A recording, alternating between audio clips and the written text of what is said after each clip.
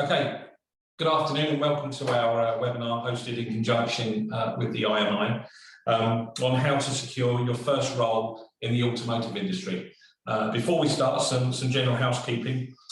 This webinar will be recorded and sent out at a later date.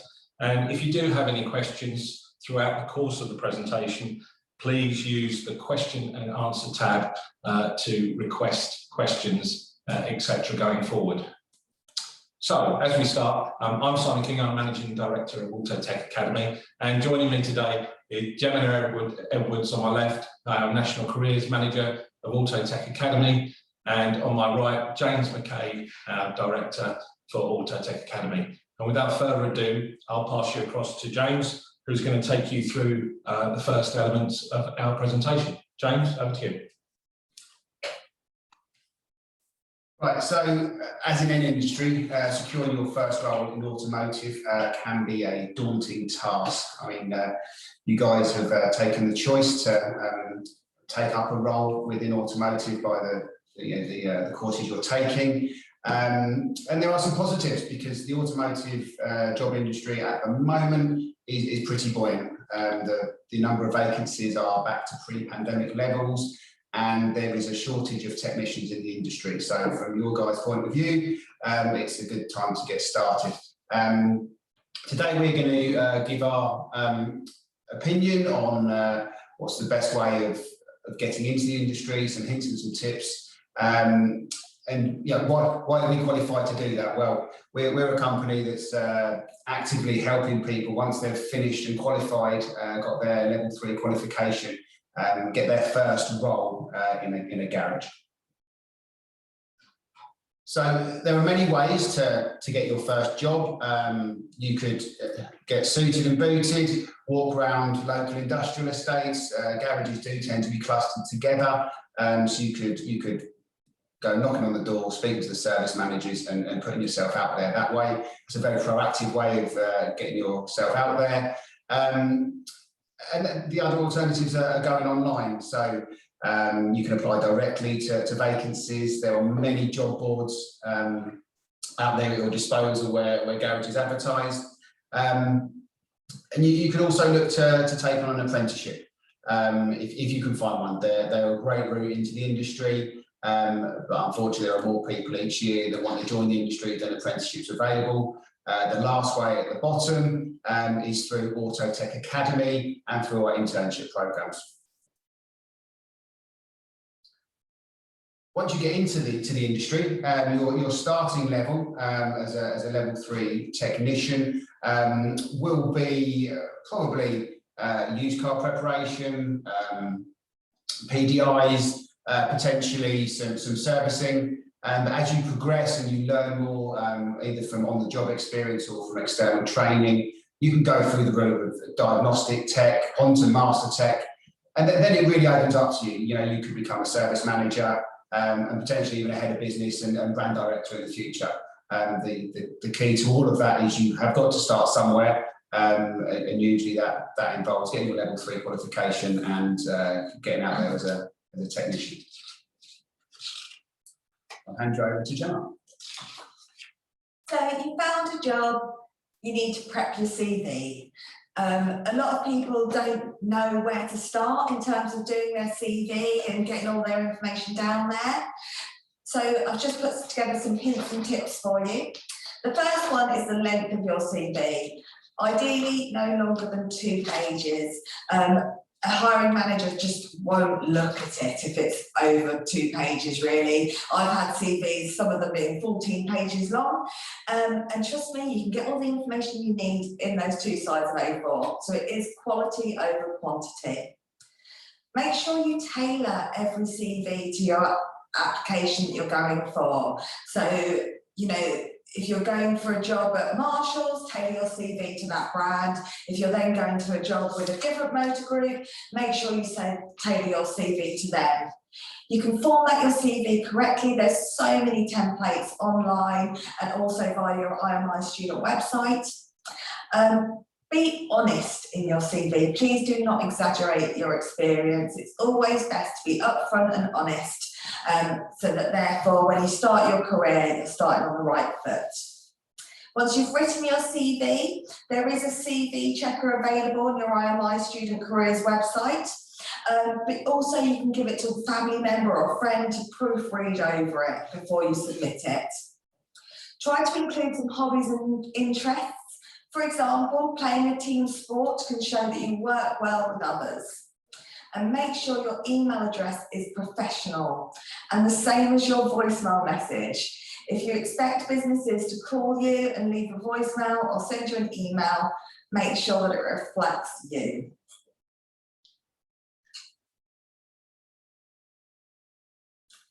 So you've sent your CV off to the job that you really want. You've written your personal statement. What now? You sent it off. Follow up with an email or a phone call. Check that your application has been received. Make a note of when the closing date is so you know when to give them a call and see what's happening in the next stages. And don't be afraid to ask for feedback on your application and ask when decisions will be made. Make them aware that you're available for interview and eager to secure the role.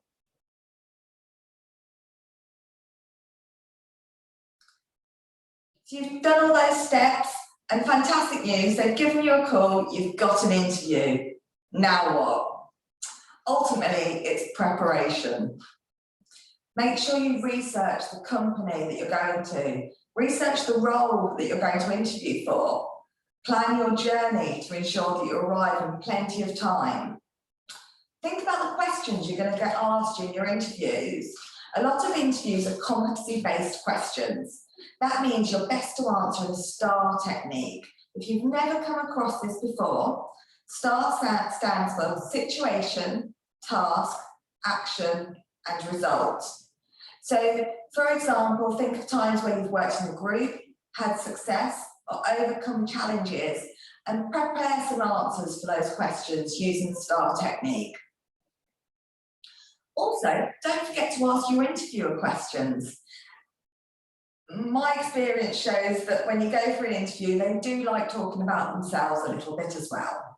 So ask them how long they've worked for the company, what they like about the company, and also why they see you as a future for their company. Dress to impress. First impressions count. So from the moment you arrive actually in that car park to go for your interview, be aware that someone may see you, people are looking, and those first impressions will get back to the hiring manager. As I said before, be open and honest about your experience, maintain eye contact and smile throughout. If you're still a bit nervous, practice. Can a family member run through some interview questions with you? Do you have a friend that you can do a dummy interview for? A little bit of practice can go a very long way. Now I'm just going to pass you over to James, who's going to talk a bit more about what employers look for within the workplace. So from the experience we've had with the interns we've got working at the moment, a lot of them have succeeded in getting that role. Not based on the knowledge, because you know that is a fundamental element of it. You need to have that as a grounding. But look, when your CV arrives or when you go to interview, your CV is going to look very much similar to the other people that have applied as well. You will have your level 3 qualification, but you haven't got the years and years of experience to differentiate you from the other people. So what can differentiate you? They're going to want you to be reliable, turning up on time and turning up each and every day is something that is going to set you off really well. People who are late in every day, you know, constantly have a day off every week, are not going to stick in a job for a particularly long time. Show some drive and ambition. Look, you may decide that becoming a mechanic and you want to be a mechanic for the rest of your career is great. There are people that want to do that, and the industry needs people that are going to do that. But why not aim a bit higher? Why not say, well, I'll become a mechanic and then I'll become master tech. I'll become a service manager. Now, there are routes and progression within the industry. You need to be able to communicate well. You know, it's all very well being an absolutely fantastic mechanic, but if you can't communicate what is wrong with that vehicle to either the service advisor or to the customer, then you know those skills are almost wasted because you can't communicate correctly. And have some personality. You know, You will be up against other people when you go for interview, when you're in the workplace looking for promotions, etc. Your personality is what's going to come through and what's going to set you apart from other people. Equally, what should you expect when you start? You know, you will walk into a garage on the first day, not really knowing what to expect. You should expect it to be a safe working environment. If it is not a safe working environment, you need to be reporting that to someone straight away. The garage can be a very dangerous place, and there will be mechanisms in place to make sure that everyone stays safe during the course of the day. Starting out, you should expect to have a mentor or someone to look after you during your day-to-day. You're not expected to go in and have 10 years experience on day one and have seen every scenario that could potentially pop up. What I would say is, you know, you need to get really in there, really get stuck in. You need to, if someone gives you a job, whether it's a pretty low skill job, making tea, sweeping, etc., go out there, do it the best you can, and next time they're going to ask you to do something a bit more challenging. You should be told and guided on exactly what your week is going to look like. You know, that way you can prepare. If you have got, for example, a job coming up later in the week, I don't know, a brake change, for example. If you know it's coming on a Wednesday, maybe Tuesday night, go away, have a look, read up on brake changes if you've not done one in a period of time. If you have come through the Academy intern process, then there are a couple of other bits and pieces that you would expect on top of that as well. So we would give you a free top box toolkit. It's very nice kit, actually. It's worth in excess of £1,000. We would make sure that you have a decent set of safety boots. If you had them at college for 3 years, they may have seen better days. We can help out that situation. We can also make sure that you're dressed correctly for the role you're in. If it's a particular brand, we can sort out a uniform. If not, then you can get one of these lovely polo shirts that we're all working.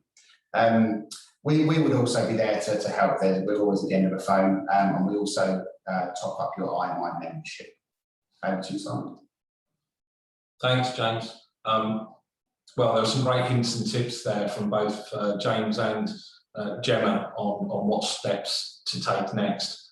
I suppose for me, I just want to share this infographic with you around the steps from automotive to mobility. Some of it you'll see already and be experiencing, where we have shared mobility that's been around in some cities and having e-bikes and scooters already out there, through to the latest legislation changes towards electric vehicles that will affect cars, trucks, motorcycles, buses and coaches in the future. Then moving on, and as you think, well, where will my career in automotive take me? Well, we've got the whole connected piece around smart homes, and we're seeing some of that now, smart cars, and the whole sort of smart city, smart living element. And that will move through to autonomous with robotic age and things being very automated, fully autonomous vehicles that don't require a driver as such, and moving towards drone taxis and drone deliveries. So within all of that, will require people to support the mobility, which many people will come who start their careers in automotive now and in the future.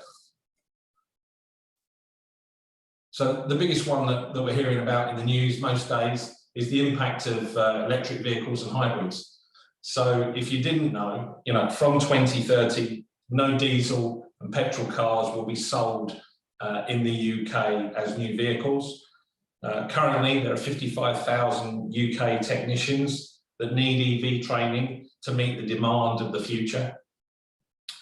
Upskilling to EV level 2 is required as a minimum for new technicians, and some employers will include the training in their employment offer. And I think, like Gemma said, don't be afraid to ask questions. Have that as one of your questions. Remember to ask, what are they going to invest in you, and why should you come and work for them? So that's the end of our presentation. I think now we'll take some questions. Gemma, have we got any questions that have come through? Got a couple, but just one I think that would be worth asking in terms of the academy and the intern offers. What actually is an academy intern, and is it only for level 3s? Okay, so an intern is basically our way of helping you make that first step into the automotive industry. Sometimes when you go to a garage, it can be hard for them to say, yes, you've got your level 3 or your level 2. We are working with level 2s as well. But because you haven't got that experience, it's quite a risk for the garage taking you on as an investment. What we do is we place you on an internship. So it's basically probably around about a 6-month period where you would work through us as a contractor. You would be paid above minimum wage for that opportunity. We would charge them a slightly higher hourly rate, but it works as almost like a 6-month audition for you guys to go in and really impress the employer. Equally, for the employer to really impress you.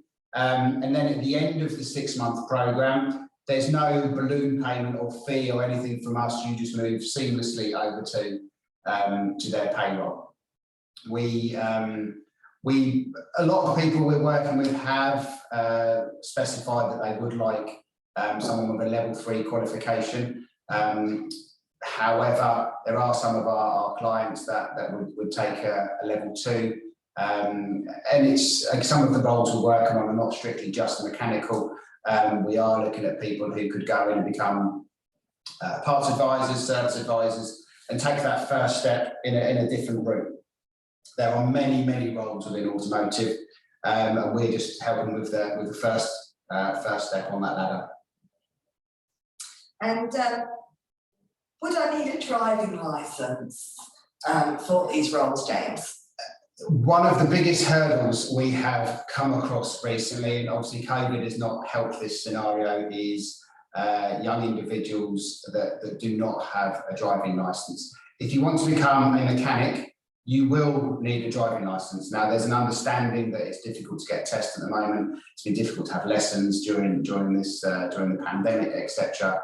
But if you're serious about becoming a mechanic, one of the biggest bits of advice, especially after the last sort of 6 or 7 months of having interns going in for interviews, is go out and get your driving licence. You need, not only because you need to get to work each day, but equally part of fixing cars is driving them to either test drive them or even driving them from the car park onto the ramp you're going to be working on. It is fundamental that you have one of those, or at least show that you are working towards it. Brilliant, thank you. And that's all the questions for today. So I'd just like to thank you all for tuning in and watching us. Obviously, if you do need any other advice or have any questions, then you can contact IMI student who have dedicated careers advisors there on hand. And also via our website, we've got a live chat function on our website, and you can also email us directly. So we're happy to answer any questions that you have regarding our internships. From all of us, thank you. Thank you.